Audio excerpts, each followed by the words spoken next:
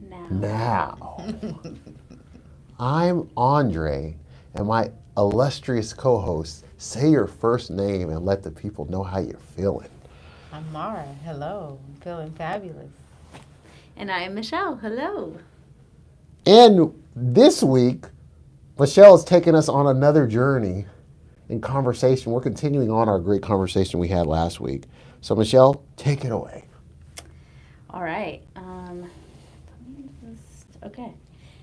All right. Just want to hold it. Sure. Okay, so last week we talked about starting with the end in mind. It was a very powerful conversation, not just about, having the end in mind in business, but just like overall with what you do. We heard from Andre and Mara, who we got some insight, and they just figured out what they were really good at, what their gifts were, and also their social impact that they wanted to have. So no matter what they're ever doing, whatever they get involved in, they always have a social impact as well. So not what is the end in mind for your business, but what is the end in mind for the legacy you want to leave on this earth? And that's, I think, where we kind of left off. And the reason, again, to recap why I wanted our team to talk on this topic is because we even talked about this yesterday in our Sharks at the Beach program with our participants last night. Mara or Andre, do you all want to share what you guys remember what we talked about in yesterday's class regarding the end in mind? Sure. So we kind of focused on the long-term goal and the need to have a succession plan in each of your businesses, and whether that's for long-term, short-term, you need to know when you start how you want to finish, right? So I think the stat that stood out most to me was when we talked about 95% of second generation businesses closing or failing or whatever you sum it up as. I don't like that. That hurts to me to be a business owner and have the strong desire to set my children up.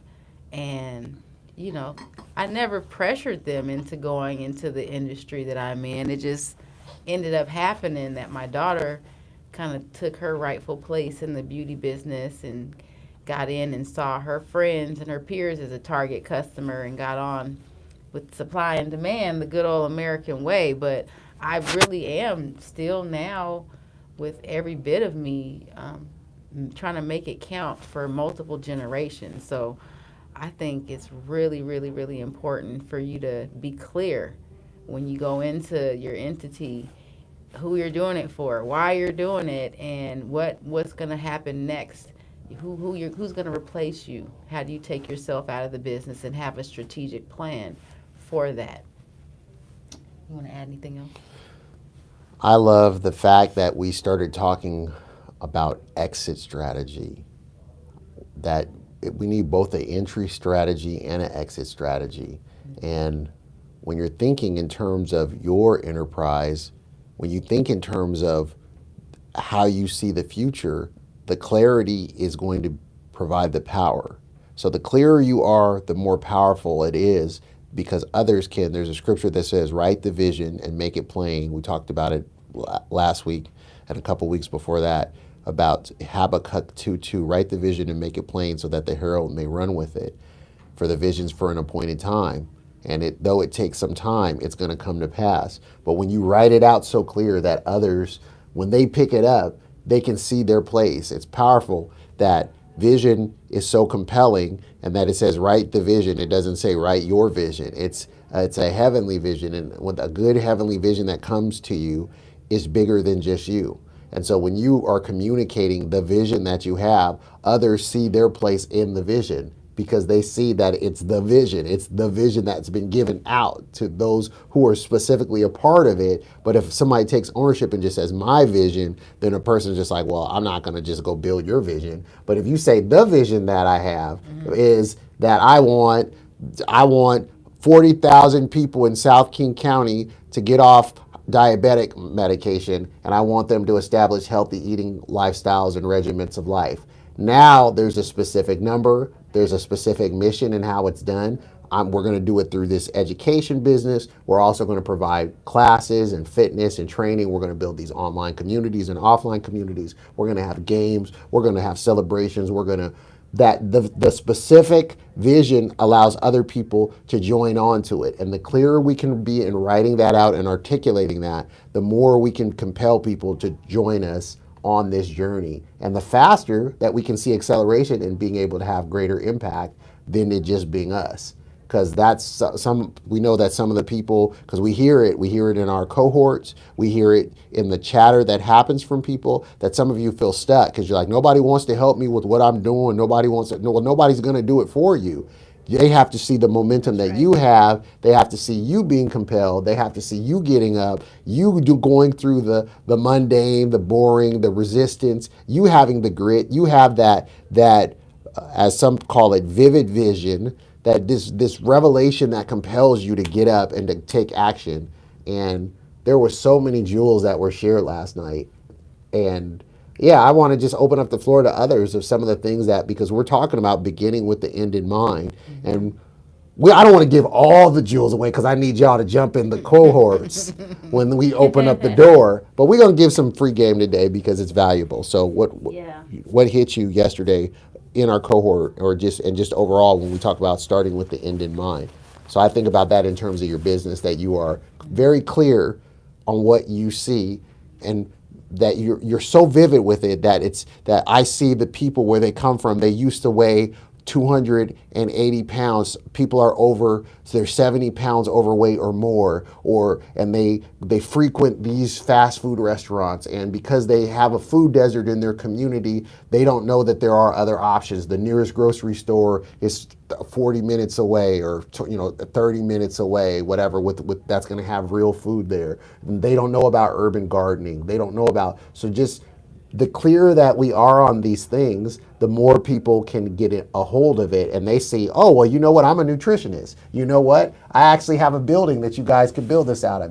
I'm a software developer. Me, I make games. So people jump in the more that they see the clarity of what compels them, and that you're reverse engineering, you're working with the end in mind, you're writing the vision and making it plain. Mm-hmm. I think where a lot of people get stuck, where you said, is surrounding themselves with a highly capable team that they would feel comfortable delegating tasks to and assigning projects to. And what stood out last night was the video that we watched. Yes. Where she talked about prospecting highly capable folks that you can trust, Yes. that are trustworthy. So character really means a lot, in business. Like we were kind of discussing that earlier, just how you deal with people, it really reflects your level of care, and people feel that. Like just dealing with a child, they can always sense who's, up to something, and they kind of know this is good energy, let's go this way. So when it comes to your business and you're thinking long term, be very selective, of who you trust with your business and your ideas, and potential partnerships. Start out small and see if they're worthy of taking on another bigger project. It's good. Yeah. There's that verse that says, faithful with little, ruler of much. So yes, trust is not implicitly given. It's earned. When we meet people, it takes time. So I do that to see what people can hold water and can't hold water. So I give them something. I pretend as if it's something important, and I tell them it, and I just be like, you're the only person I'm telling this. And then if it gets back to me, then I know who told me it, because I really didn't care about it anyway. But they think that they've shared something, and I'm like, yeah, I know where the leaks are. Yeah, I know where the leaks are. I You know. must be from Seattle. I'm from the town. I gotta have some tactics that. It's like that hood background check. I'm telling you gotta know. We make a few calls and we can find out everything my own about background check. you. Before there was Google, before we had LinkedIn, we had our own horn. We hop on the horn, and somebody says, so you say you went to Rainier Beach? Right. I called up a couple people. I don't know nobody who can vouch for you being in Rainier Beach. What year was that That's in? right. So it's Two things I want to point out. One, from the video we watched, is that if you are thinking about going into business with a partner, also have an exit strategy. Be very clear on if it doesn't work out, because sometimes people go through some life things and they change. Sometimes people go through some life things and they can't keep up with their part of the business. Just, you never know what will happen in the future. That also has to be written out. Like how will you guys part ways? And so also be really clear with that. And then the person talked about how if you are going to go into business with someone, be someone who has character. What were the other two things? values. Values, that they Value have similar alignment. values to you. Yeah, Integrity. So that's important. Where did my mind go with the second thing that I wanted to? Andre, you were talking about like you were talking about the food desert example and like all this stuff, like be really clear. And I think the thing is that I feel like to have a well-functioning business, you have to be clear in all areas of your business, right? Mm-hmm. And depending on what your business is, it could be really complex. And you need to find clarity in all these pieces. But here's the thing. You don't have to be the person who provides clarity in all of those pieces. That's another powerful thing we talked about in our class last night. It's like how you were saying, Mara, like who are you going to delegate these tasks to? Who are you going to hire on your team who will provide clarity in those things? You don't have to be an expert in educating your audience in food deserts. There's probably someone out there who has a whole research background on food deserts who you can hire and who can put some educational pieces, throw your logos and stuff on it. True. Now your business is also known for educating people good. on food deserts, right? But you didn't have to go out and gain all of that knowledge and do it yourself. So be thinking about, what roles can you create that can long outlive you, even showing up to the business every day, that could, you could hire different people in it who could long outlive the people who are there. I was at the chiropractor yesterday. It's a chiropractor / physical therapy place. So adulting, the body needs all kinds of things. So it's adulting 101. Let's go. The chiropractor in there is a complete nerd. I love that. But yesterday there was a documentary being played, and I think they said it's like available on Hulu or whatever. But it's talking about the brands that made America. It was crazy. It was a lot of things that I just didn't know about, like the Kellogg's family and how Hershey's was made, things like that. But it just made me think, like, these guys literally just sat at their desk and they popped around the office. They would pop in, like, to where everything was being manufactured. They'd pop into the scientists. They'd go into business meetings. They didn't need to be everywhere, Set up systems. And eventually, Hershey's is still around. That guy's dead. Yes. Okay, Kellogg's is still Hershey's around. not alive. That guy's dead. Yeah, like everybody's dead. Yeah. And a lot of them, like I think they were one of them. I don't remember if it was I think it was I don't remember. It was one of those big founders. Like Mars, Kellogg's, Hershey's. Yeah, he had a 4th grade education. It's powerful. And he went into a bank, and this banker kind of did his math wrong. So the banker kind of messed up and went off and gave him $1 million loan. Back then, it was worth like $12 million, like $24 million. Shout out to the bankers that can't count. I need to run into y'all. We need that.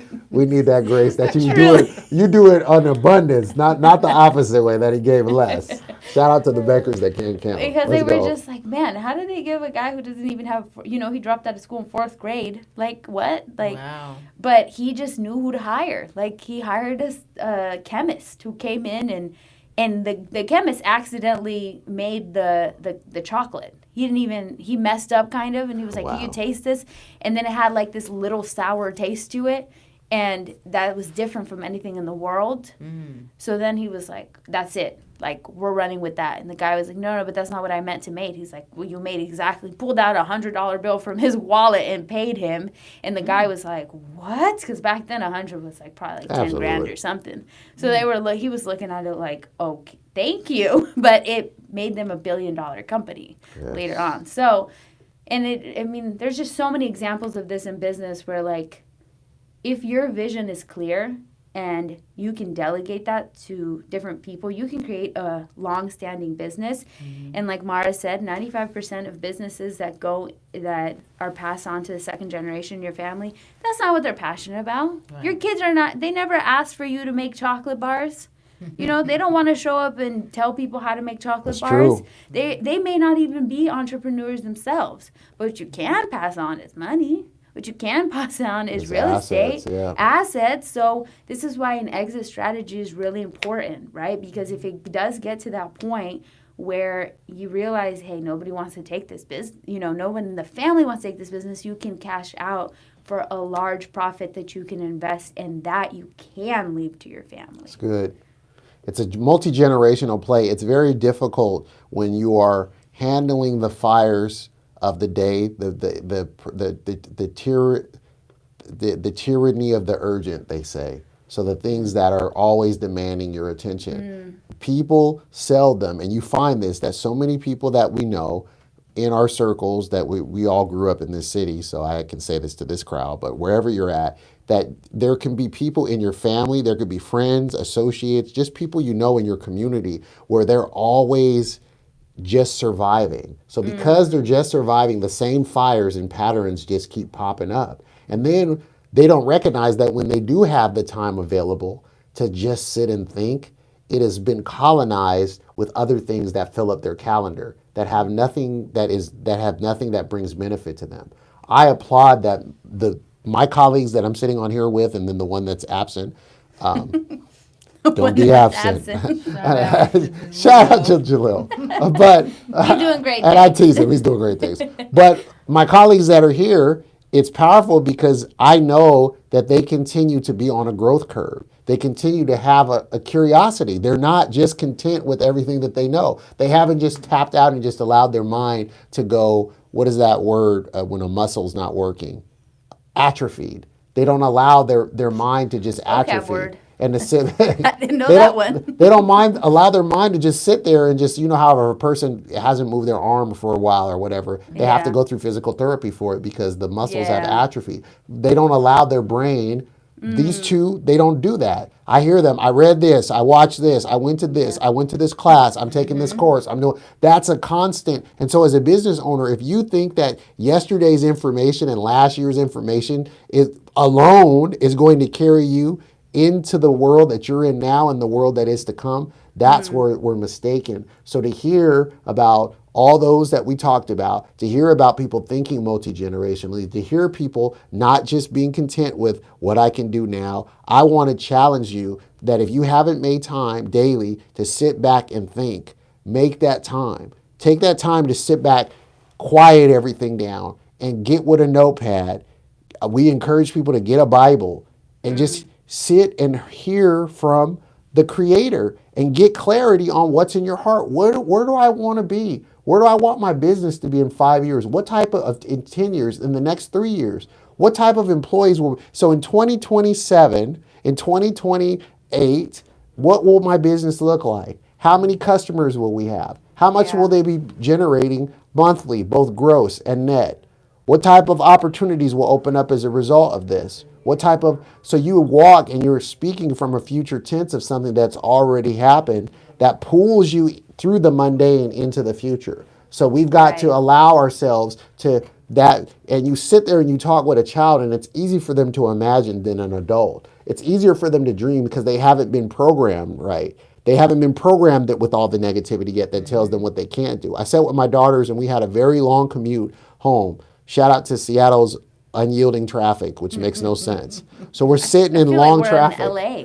I'm telling you, you're moving at a snail's pace. And I said, I gotta make this time meaningful because I'm irritated. And if I'm irritable, I'm no good to my children. So I'm listening to a podcast and I asked a good question and I said, to anyone that was on the podcast. Yeah, I asked them, what do you want? What would you be doing 10 years from now? And they said, I don't know. Yeah. I said, you're 7 and you're 11. So tell me about 17-year-old you. Tell Right. me about 21-year-old you.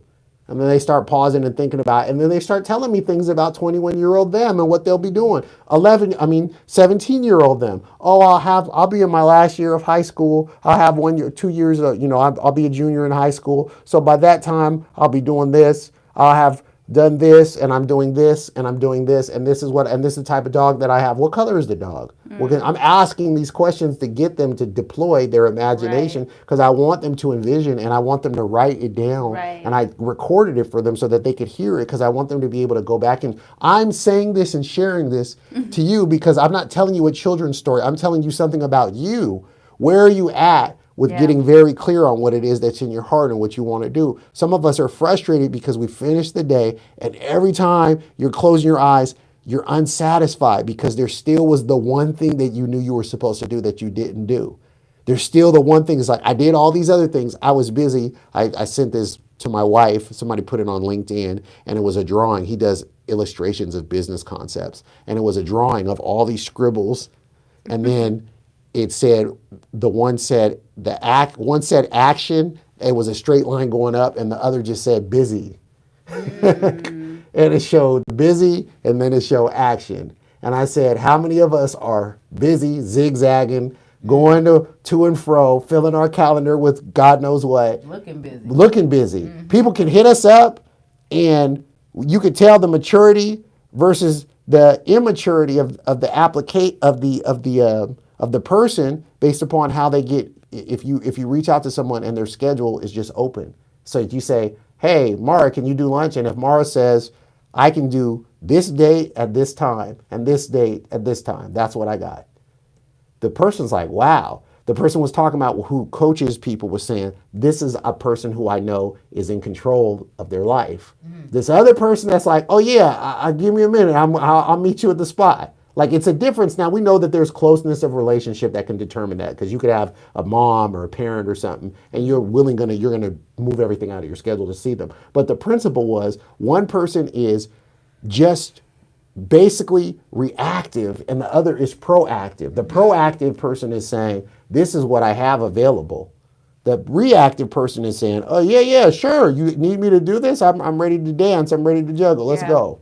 So where are you proactive in the vision and the planning and the engaging in when Michelle was talking about, when Mara was talking about having competent, capable people, how do you field them? How do you source them? How do you draw them? How do you attract them? How can you magnetize them to yourself by the culture that you create, by the vision, by what you're giving off, by what you're modeling? People want to see somebody in the weeds doing the thing that's going to draw them to it. Because definitely Hershey, Mars, Kellogg, and all that, they started with the vision, but they had to model something that was going to get people to be like, I'm going to go and give my time, which is my most valuable asset, to go and be with this company. Right. Why do people want to follow Elon Musk and he talking about going to Mars? And ain't nobody been to Mars, but they want to follow because they see the other things he did. He had exits out of several businesses, and that's attracted people to be in his present businesses. Is because they've seen what he's done, not just what he is talking about. So what he's done and what he's doing is dictating.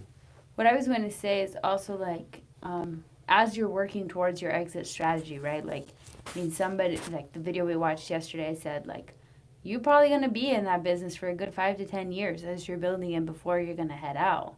5 if you're lucky, 10, putting in some good work. But, just be thinking every single day, where can you add value? Because it makes me think of someone who was in our Sharks at the Beach program and came back to us and was looking for an exit strategy. And we sat with them and honestly, in the moment, they didn't really totally understand the value of their business. They were like, well, I need to go figure that out. I'll come back.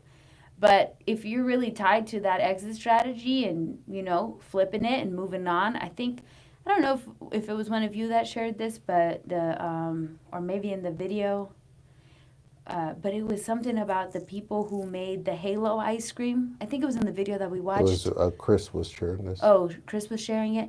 I don't know. they sold the company for maybe like $10-20 million, and they Yes. turned around and invested that money And candy. and then with candy, and then tripled their money, and then now they exited that one, and now they're doing it again. So it is. They're playing a game deliberately. Yeah, and it's something you can totally do if you have that exit, but this is why you need to have that exit strategy in mind from when you start. It needs to be a part of your beginning plan because, again, like clarity is power. So if you're clear, I want to be out of here in 5 years. I want to be out of here in 10 years. I want to make I want to sell this company for X amount of money. It's very clear on what benchmarks you have to reach and when to reach it. That's good. Because there's nothing that tells you can't reach those goals. You can. You just need to be clear about it and have a plan on how to get there. The other thing that I would say, my sister last night, she was listening to the last piece of our Sharks at the Beach class, and she was like, she asked me, about some business idea she had, and if she could join the program next year, all this stuff. But I told her, I said, even if you don't join the program, one of the biggest things that I would tell you is, because she was like, I'm so scared of like failing. I'm scared of like, that's what I hear. A lot of how you people learn. fail. Like, I'm scared of like losing. Like, And they're people still say here. they lose money. And she started sharing all these stories with me. And it was like, that's funny you say that, because this person that came in to sell their business, and they had the same exact problem. They had a falling point at that point. But I just told her, I said, invest in a business coach. Like, the business coach will help you have a lower probability of failing. If you're scared of failing that much, I mean, I was like, she could even buy a business already. Right. She could buy a business. and then she was like, really, I could? I was like, yes, like it's already that's a not thing. failed. So I was telling her, I was like, if you're scared to fail, like, you're still going to fail, right? Like, you're going to get something wrong. You Like, gotta learn. some type of thing happens. She was thinking about opening a venue spot. And like, maybe the pipe burst. Something happens. Yep. Some hardship comes along. And that's what entrepreneurs do. They just get through it and they keep going. You have a solution for everything.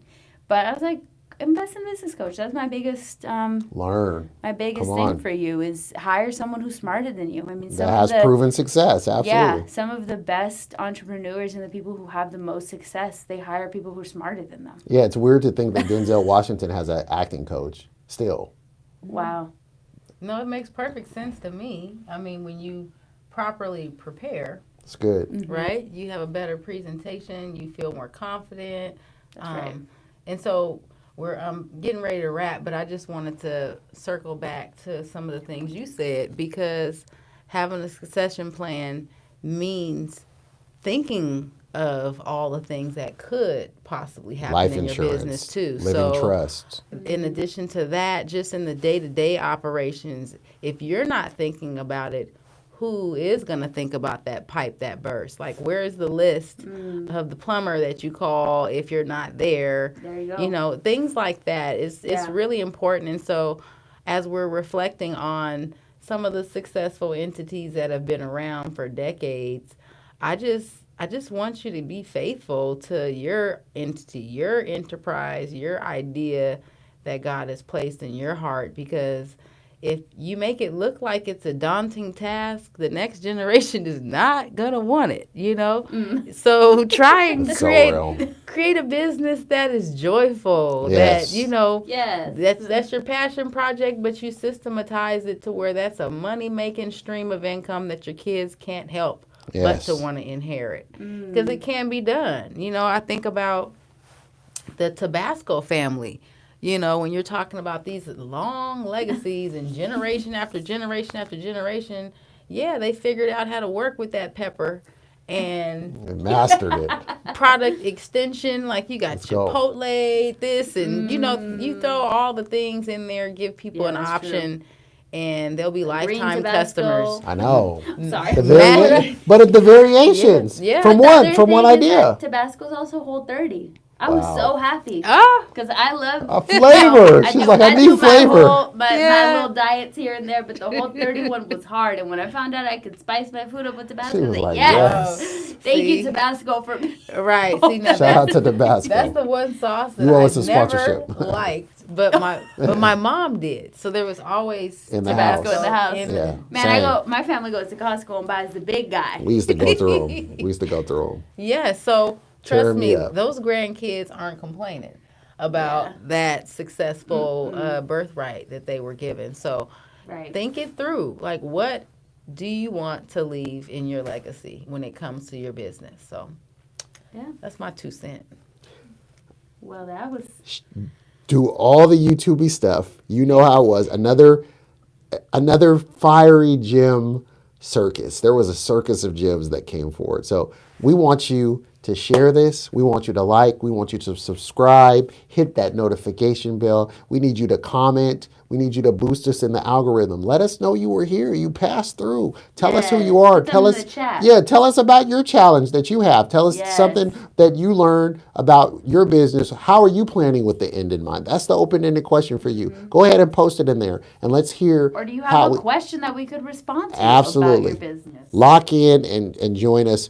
We have our pitch competition coming up on the 28th of May, and we are highly excited about it. We also have a Night of Impact coming up, which is our great fundraising gala that happens on May May 3rd. May 3rd, Friday. next Friday. So it's right around the corner. So we we- may not see you next Yeah, week, we but you will might not be see here some next Friday. pre-recorded content or something. But Yes. we won't be here next Friday, but we will always be in your hearts. So don't And you'll be in ours. don't sleep on us.